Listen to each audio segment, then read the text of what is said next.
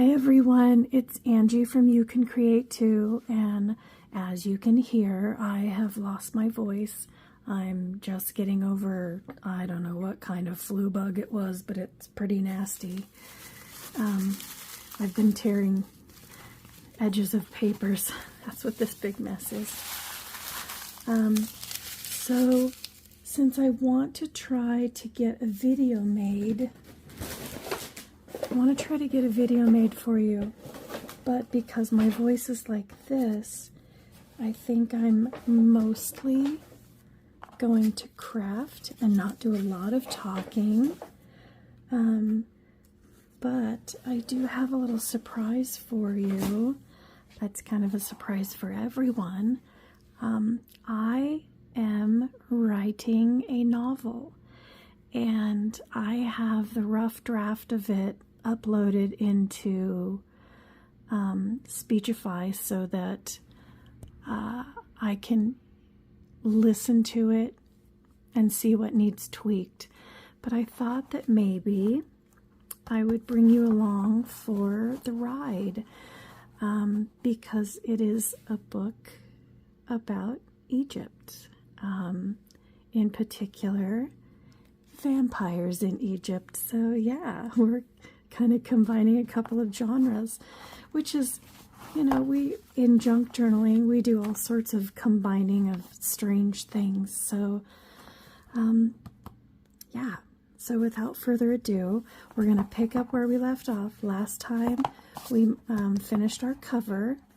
I'm still really happy with it. I may add a little bit more here and there, but for now I'm really happy with it. This is a fairly small spine, so I'm thinking I'm just going to do one signature, maybe two. I'm not positive, but yeah, so here we go. I'm going to start the book, and I'd love to hear how you guys feel about it, how you feel about the project that's going on. This, I guess I forgot to mention, I'm a design team member for Natty and Moon on Etsy and on Facebook. So this is their Ancient Wonders Egypt kit that I will be using, and I know I showed you the kit last time. Again, I'll put a link down below for the kit in their Etsy store. So maybe you'll want to download it, print it out, and craft along with me. So without further ado, I'll give you the book and not my croaky voice anymore.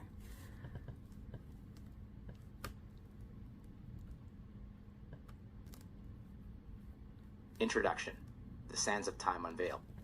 In the silence of an unearthly hour, there is a stirring, something ancient, enigmatic, and rich with a history that bleeds deeper than the Nile's currents. You've already felt the prickling on the back of your neck, haven't you?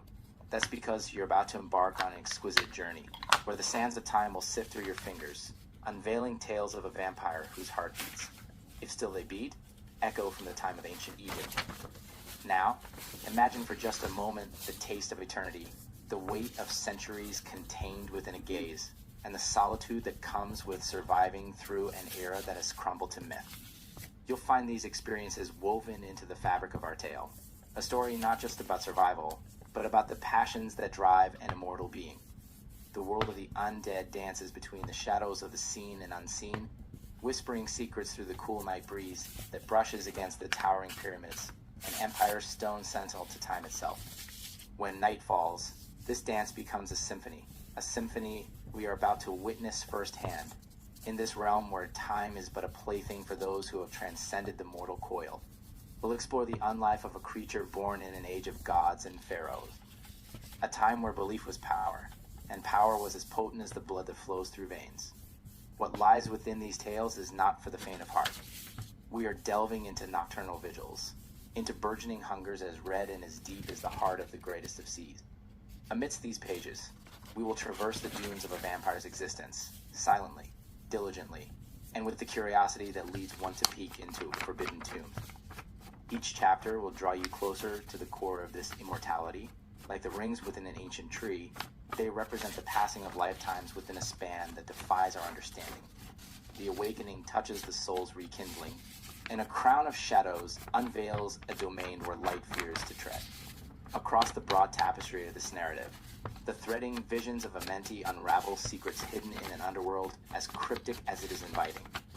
The scarab's secret carves intricacies into the ageless lore that holds tight to memories of the sun-baked earth and the creatures that crawl upon it. The priestess's prophecy casts a silvery glow, leading us through the tendrils of fate, whispered beneath the moon's witness. There is enchantment in these encounters, a dance with destiny that weaves through every sigh and every drop of life that courses through immortality. As we are eclipsed by the solar eclipse, I just wanted to say I'm not going to make you watch me ink all of these papers. So I am going to pause the video and I'll be right back. I thought I would do a little demonstration here. So I'm using a big paddle brush. They're originally a makeup brush, but they work awesome for inking. So if I ink my brush up and I start off the page and start swirling and coming on to the page, you can see it gives it a nice gradual fade. Now, if I ink up my brush and I start on the page and start going, you end up with a darker spot. Now, I don't mind that for some projects. It's just something to be mindful of. I plan on making this journal pretty grungy, so I really don't mind that. Another thing you can do once you ink up your brush, if you just brush along the very edge of your paper, it gives you that dark bit right along the edge that kind of it almost, if you do it really dark, it can almost look like it's been burned, which is just super cool if you're working on a grungy journal. Sometimes I'll even just go in and grunge up the face of the page a little bit if it looks, you know, too clean, too sterile for my liking. I want it nice and aged looking. So, okay, pausing you again. Okay, we're back from inking. You're fine, Dylan. Come on through, it's fine. We are back from inking, and I'm going to start the book again.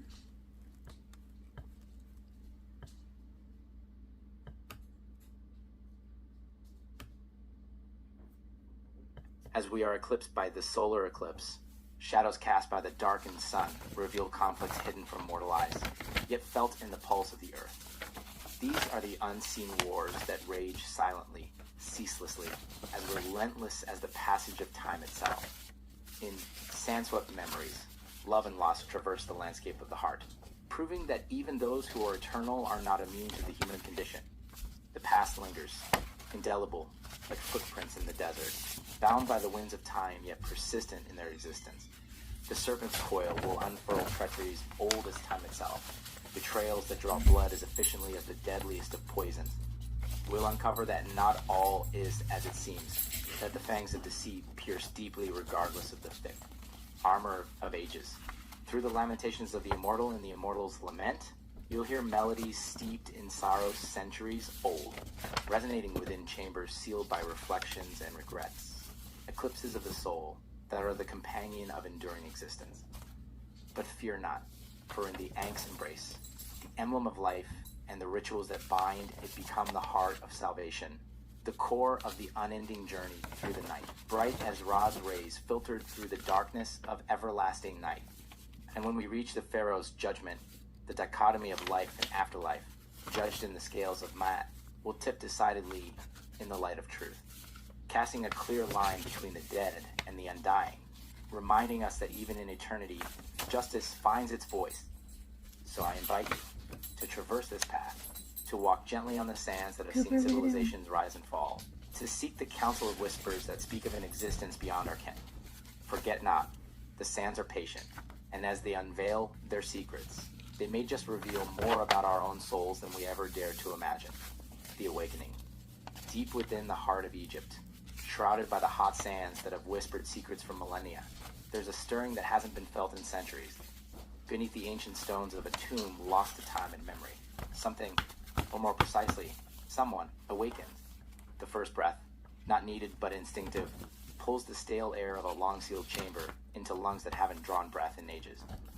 The taste is, strangely, one of home. The darkness is absolute, yet for the newly awakened, it makes no difference.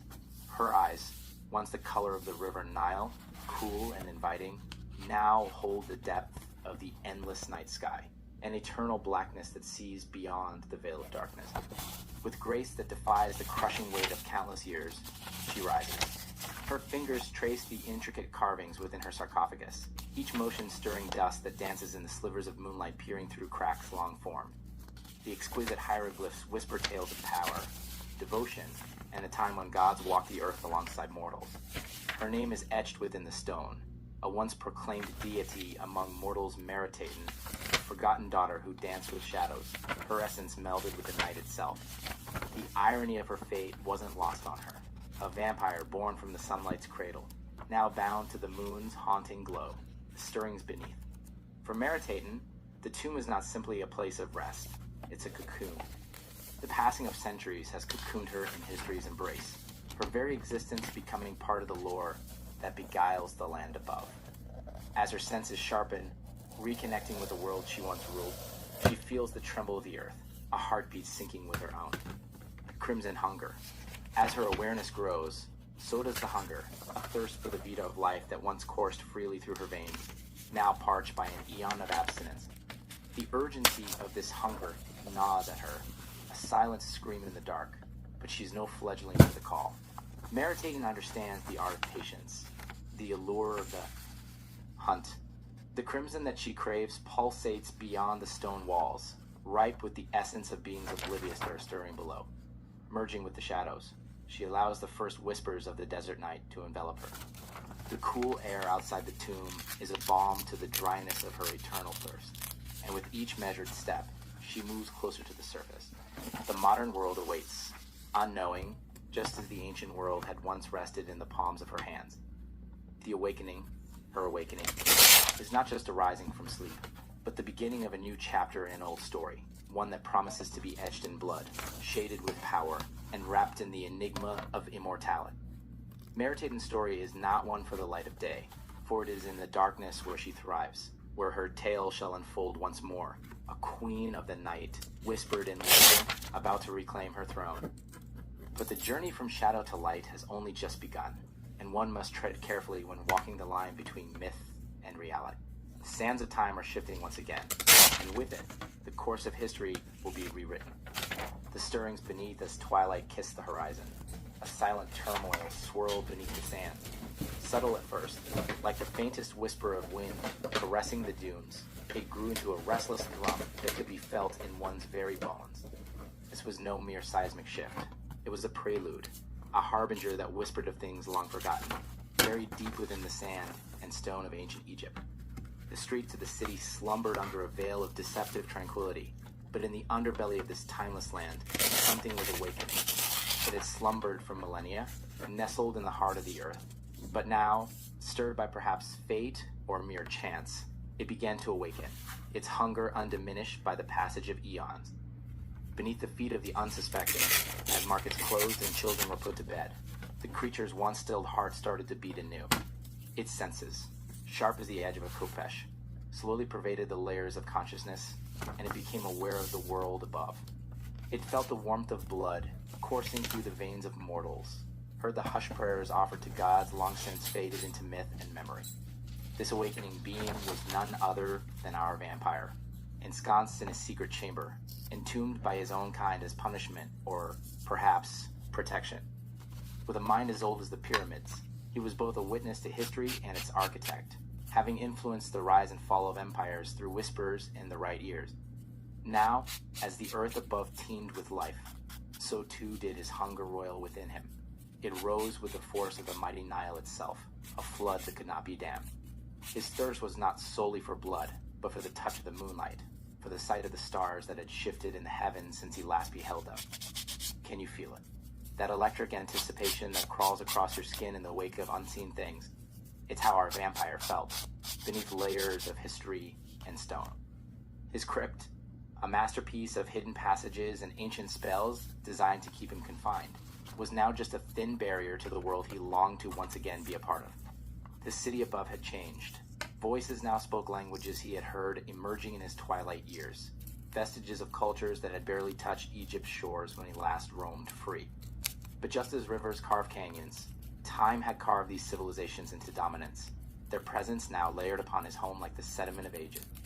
Tangled in visions of the past, he would catch glimpses of pharaohs and priests, of grand temples ablaze with the glory of the sun god Ra. He saw himself, a creature of the night, juxtaposed against the blazing day, an anomaly that basked in the gods' radiance while defying their order. But it wasn't the past that now gnawed at him. It was this new pulsing world, rich with life, that beckoned him forth. He wrestled with his crypt's enchantments, ancient magic that chafed against his will, the stone stirring responsive to its master's newfound urgency. The struggle remained unseen to all but the most sensitive of souls, those who could feel the trickle of supernatural dread down their spines as night deepened, a knowing without understanding that something pivotal teetered on the edge of becoming. In the stillness before dawn, as even the creatures of the night held their breath, there came a sound, a faint crack, like the first break in a dam before the floodwaters gush forward. It was a sound that echoed through chambers and corridors, a declaration that the barriers which held our vampire captive were beginning to falter. It was the stone itself that offered the first give, a testament to his will and the weakening of the magic that bound him. His crypt whispered secrets of release, murmuring of the world beyond that thirsted for his presence as deeply as he yearned for it. And then, with a silence that was felt rather than heard, the slightest shift occurred. Millennia of inertia gave way to motion, dust cascaded in gentle streams, and the vampire, our timeless wanderer, sensed the proximity of freedom, a freedom that would unveil him to the modern world's unsuspecting gaze. In the world of the living, a woman strolled, unknowing, near the site of his impending resurgence. Wrapped in the concerns of a life defined by daylight, she could not imagine this shift transpiring deep beneath her feet. Her life, and the lives of all those around her, hung suspended on the brink of intertwining with a past that was not dead, only slumbering. Soon, the city would know of the stirrings beneath. Soon, they would feel the impact of a being who had once commanded empires from the shadows. The vampire was ready to emerge, to imprint his essence upon this new era, a tale not ended, simply awaiting its next chapter to unfurl beneath the indifferent sweep of celestial bodies across the night sky. The crimson hunger as the dim light of dusk permeated the ancient stone chamber. The newly awakened entity within stretched, feeling the weight of countless centuries slide from its shoulders like heavy chains. Inside the sarcophagus, a stirring had begun, silent but powerful, as the immortal awoke from his ages-long slumber. This awakening was not brought about by the caress of the sun's rays or the pull of the moon's tides, but by a longing ingrained in the very essence of the being, the crimson hunger. The stirring in the tomb had been a quiet prelude to the intense thirst, now coursing through the veins of the ancient vampire. He emerged with a grace that belied his ferocity, his movements fluid, predatory. The hunger gnawed at him, a literal and metaphorical ache that was at once familiar and all-consuming. It was a sensation that had not diluted with time. Rather, it had steeped, becoming richer, more complex, mirroring the myriad of lives he had experienced and extinguished. The hunger, an ever-present companion, had both spurred him to greatness and cast him down into bouts of unspeakable darkness. It was an insatiable desire that drove him to seek out the lifeblood of the mortals who dwelled beyond his crypt. Their vital essence was the only elixir that could quench the burning that filled his throat like desert sands. But this hunger was not mindless. It was selective, refined over the millennia, until it was as much a part of him as the need to breathe was to the living. Each prey was chosen with care, each drop savored like the finest wine. With eyes that held the depths of antiquity and the sharpness of the predator, he scanned the realm beyond his tomb. The world had changed, as it always did, but the essence of life, that sweet ambrosia which he craved, remained the same. It pulsed in the veins of every passerby, a melody that only he could hear, a siren's song that urged him forth. The vampire's senses were attuned to the rhythm of the night. The whispers of the wind told tales of the day's happenings. The heat emanating from the ground spoke of the sun's journey, and the chill of the air heralded the approach of the desert night. Every scent, every sound, was an indicator, a guide that led him closer to the quenching of his thirst. He cast his gaze upon the city. The modernity of it clashed with the ancient power that thrummed in his veins.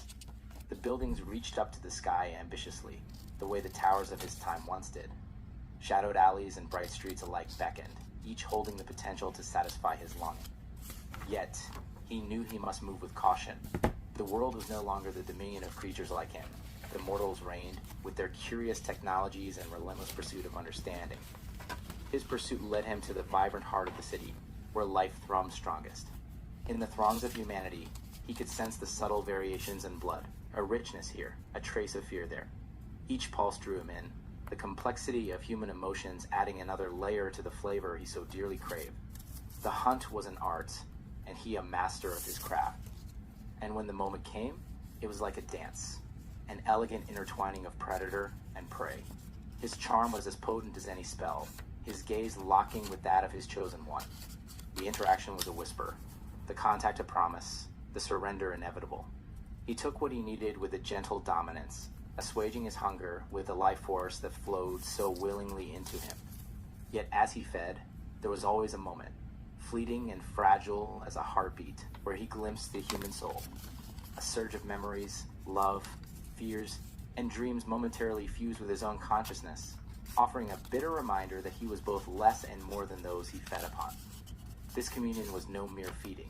It was an acknowledgement of the life he took, a silent homage to the cycle he was unceasingly bound to. In that instant of connection, an unspoken bond was formed, linking the vampire to his victim in a pact as old as time itself. Through the whispers of mortality, through the tenuous thread of life, he experienced the pulse of human existence, which he was forever barred from. The satiation brought on by the feed was ephemeral. With every beat of the heart he no longer possessed, he knew the hunger would return. It was a merciless loop, yet he had long since accepted it as his reality. The ages had taught him discipline, an understanding that the feast must be followed by the famine, the indulgence by restraint. But while the hunger could be temporarily sated, the ache for connection, for the warmth that had once been his in a life now barely remembered, remained ever present.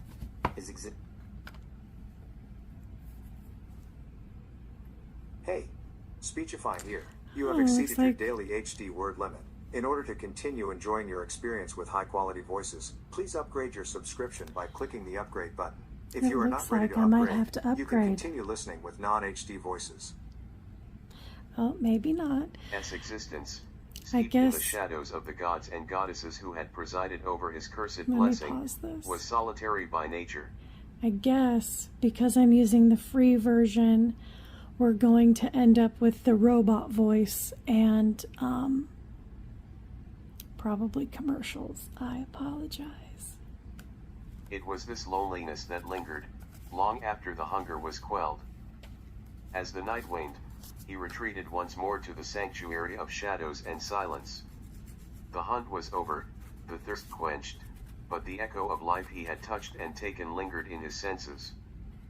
He was an immortal bound by the very thing that ensured his eternity, the crimson hunger. The first light of dawn saw him returning to his tomb, his home among relics and the whispers of the past. As he lay down in his sarcophagus, the cool stone a comfort to his fevered skin, he reflected on the irony of his existence. The immortal who walked the earth with the weight of death as his only constant companion, yearning for the one thing he could never truly possess, life. In his repose, the vampire dreamed, not of blood or power, but of sunlight on his skin and air in his lungs. His dreams were a respite, a sanctuary from the eternal pull of the crimson hunger. Until the next sunset, when the cycle would begin anew, he rested in the arms of his dreams, the undisputed sovereign of the night, forever ruled by an ancient, unyielding desire. Chapter 2, A Crown of Shadows. After the awakening comes the crowning, or so the elders used to mutter under their cobweb cloaks. The stirring beneath had left the ancient halls shuddering, the throne room now a beacon to the newly awoken. It's funny, really, how power lingers like the sweet, musky scent of incense in a temple long after the homage is rendered.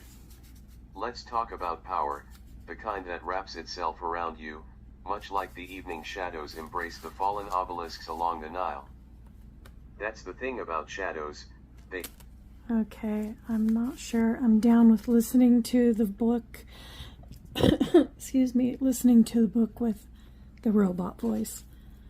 So, I may end up... excuse me. I may end up upgrading my Speechify so that I can actually have a person voice, not a robot voice.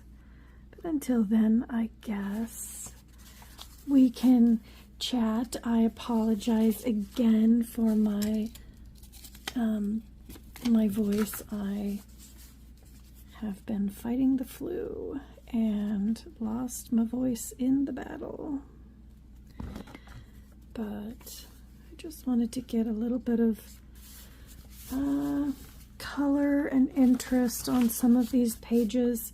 We will be doing more decorating once I get everything put into the journal. But until then, I'm going to cut out some of these pieces. This is an envelope that's part of the kit. I think I may end up putting this envelope in the center of the signature so that I can access it and actually have it look like an envelope, not just glued onto a page.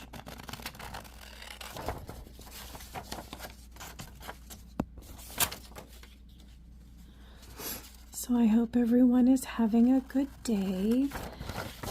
And you hopefully have survived the massive ice storms that seem to have stricken the entire United States. I'm in Oregon, and for a few days we were without power, and it was in the teens and 20s as far as temperature goes. We got socked in with about 1.5 inches of solid ice from freezing rain. And, yeah. But what's strange is, like 2 days after it hit, 3 days maybe after it hit, rain started coming down. And now everything's melted. Our lows are in the upper 30s-ish. And yeah, it's soggy outside. I have chickens, and they don't mind the mud, of course, but all the eggs are just so muddy because the chickens think they need to get in there and stand on everything. Instead of just getting in, doing their business, and getting back out. That's not what they're all about. They are all about the, let me come in here and tap dance all over the eggs that everybody else has laid. It's pretty annoying, actually. Okay, let's see. Do I want that on the outside? I don't think so. I think I might want it on the inside.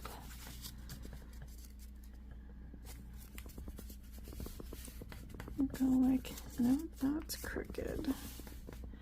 I know I'm totally folding this crooked, unfortunately, but you know, it is what it is. The great thing about junk journaling is the fact that there really are no rules. No rules. Just do it, have fun. That's the only objective, the only rule. Have fun. Okay, let's, oh, you know what? I'm such a ding dong. I was going to add this to the center, but I already glued it together, so I'll have to do a different one like that.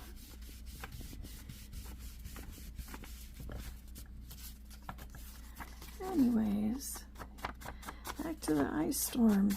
Ice is melted. We are soggy, soggy, soggy, and enjoying it. The dog comes in. The floor is just covered in mud. I gotta tell you, the dog thinks it's the greatest thing in the world to get to go out and play in the mud and then come in. Thank goodness for hardwood floors, because it makes it easy to clean up the mess. We just made an envelope. Not that I really need the envelope now, because I was gonna do something else with it and then I forgot. You know what I may end up doing is, let's see here, I might, what's on this one? No. You know what I might do is just glue it down like this, and we can still tuck things into it.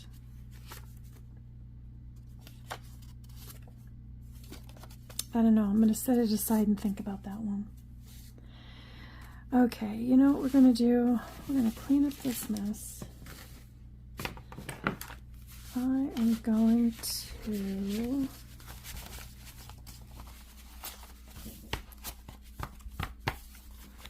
get this signature sewn in, and we may end up calling it a day for this once we get this sewn in. I will be right back. I'm going to go get my needle and thread. So I was fortunate enough to find an entire roll of this paper. It's the, what's this, drywall tape. It's just a really thick paper that when you're joining drywall on a wall, you put this over the join and then you mud over it. But it's a really nice strong paper that I've been using for all sorts of junk journal projects. What I've done here is cut a strip that is roughly the same as my spine. I have it about 2 millimeters short, so one on either side so that it doesn't stick out. And then folded it in half. And what this is going to do, I want to do an invisible spine. So I'm going to sew my signature right here onto this. And then this will be glued in on the spine in here. And you won't see any of the stitching on the outside. So that's what we're going to do next.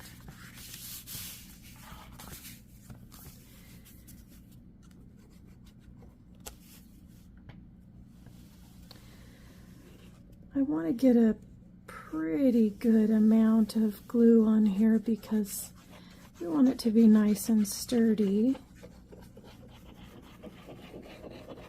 to stitch into.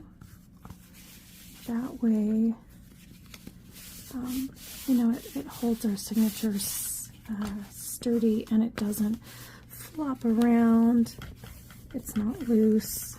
So this is a nice stiff piece now that we're going to sew into. And I cannot find a ruler. I'm just kind of flying by the seat of my pants here. So what I'm going to do is use the markings that are on my little scoreboard here.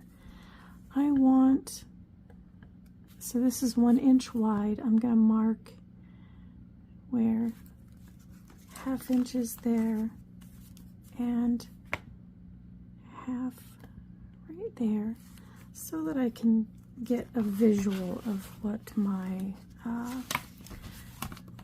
center line is. I'm just going to kind of eyeball it a little bit, do a light mark down the center.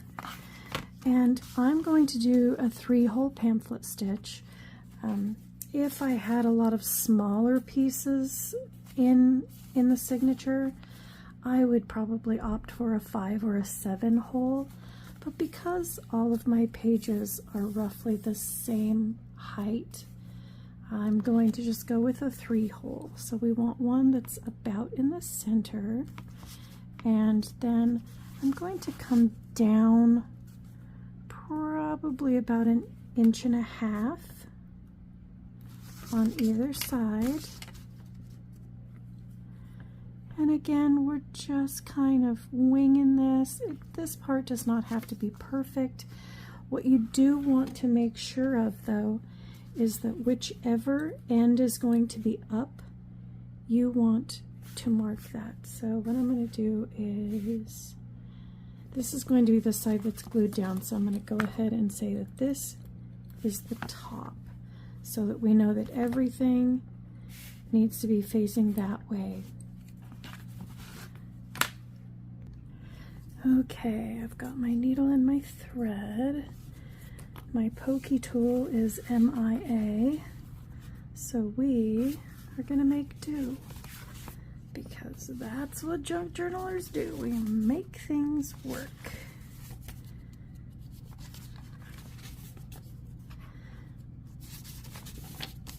So I'd love to hear what everybody else is working on.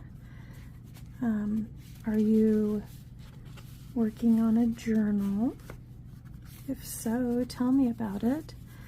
I'd love to hear. So that one's gonna go right there.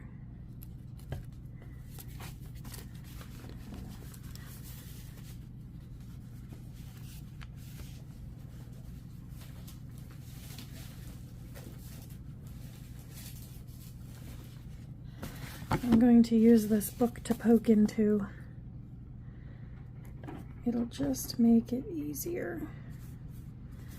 I don't have my little foam pad that I usually use in here, so this is going to have to do. Okay, there's one.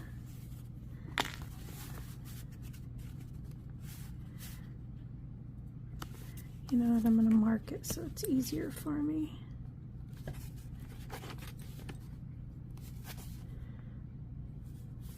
Okay, there we go.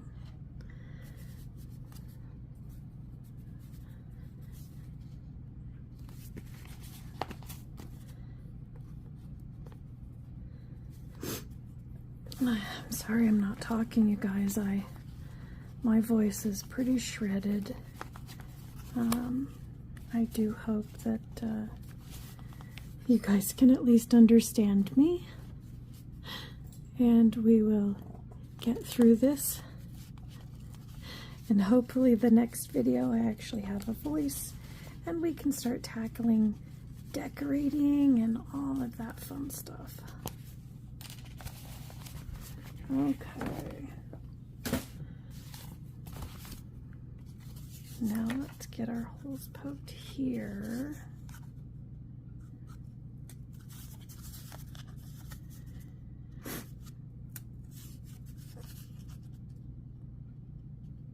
I encourage you to go check out Natty and Moon Etsy store. They've got such an amazing amount of goodies available. I'm telling you, you definitely need to go check them out. It's pretty dang awesome. Some excellent deals on junk journal kits, like the entire kit. Excellent deals on little folios. If you're not into making an entire journal, she has a very large amount of folios available. And if you haven't joined the Natty and Moon Facebook group yet, you definitely need to go check that out. I will try to remember to put links to all of these things down in the description box. All right, so let's get to this. One thing you need to think about is, where do you want your thread to end up? If you don't mind having little threads hanging down in your journal, then you would start on the inside. If you're going to do an invisible spine like mine, I'm actually going to start on the back side, because I want my threads to be tied in and then glued down. You're not even going to see them there. So now we just got to come up through the center. It's not the easiest with this curved needle, but it's not bad. We will leave a tail to tie with. I'm going to hold on to it right there. And now we're going to go up to the top, through those holes,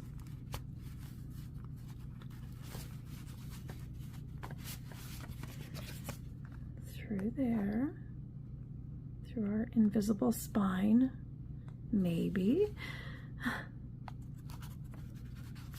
There we go.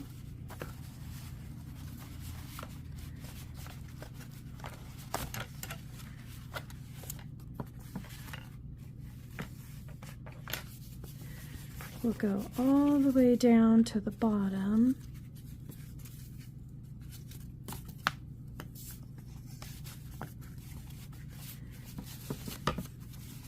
Go in here.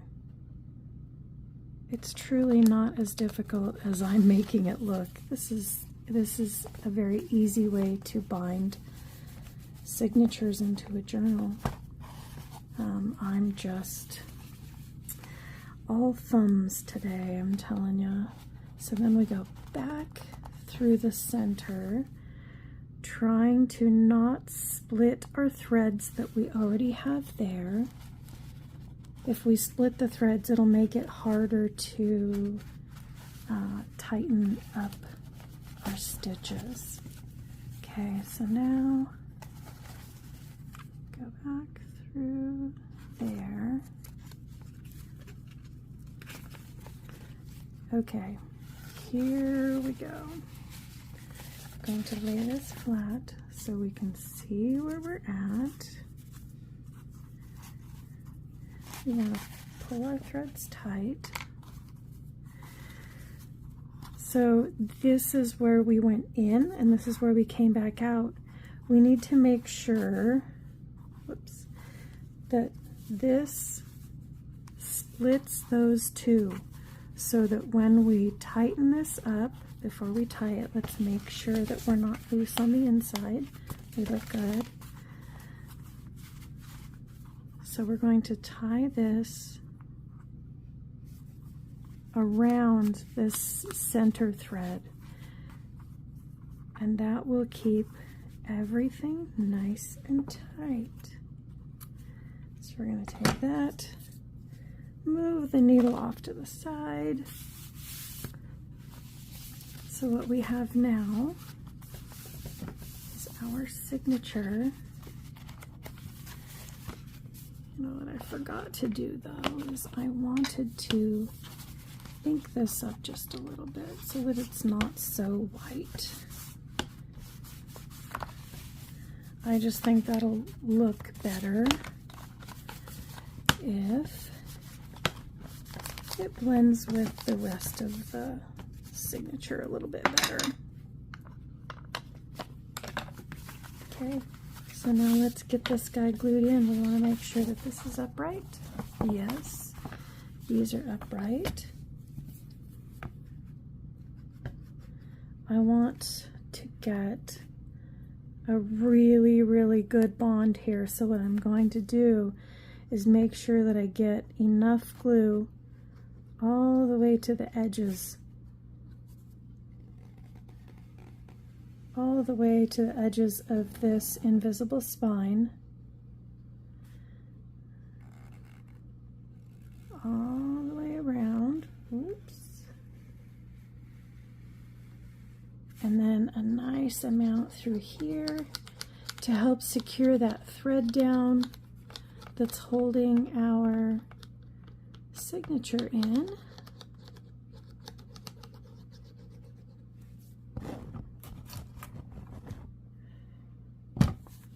All right, here we go, moment of truth.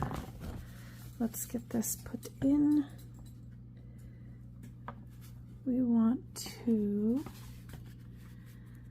try and center it top and bottom and side to side.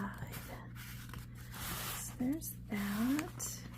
Let's flip this so we can press this down and make sure it's getting really good contact. I'm sorry, this is so bouncy. I'm still set up on a little card table. I don't have my desk put together in my house yet. So at the moment I am in my mom's house watching her dog, Mr. Cooper, and I'm working on a card table, so that's why the camera is so bouncy. All right, look at that. Can you see? Yeah. One signature. And next time we will start decorating, making ephemera to go in it, using more images from the Book of the Dead that I've got, and just kind of make it fun. So until then, I'm gonna let this dry and I will say goodbye to you all. Don't forget to go down in the description and check out the links for the different kits. Go find Natty and Moon on Facebook and Etsy. They have wonderful, wonderful projects for you. Everything from, if you're a beginner all the way to advanced, you can really do anything with these digital kits. So I'm Angie with You Can Create Too. And remember, if I can do this, then so can you. Bye, everybody.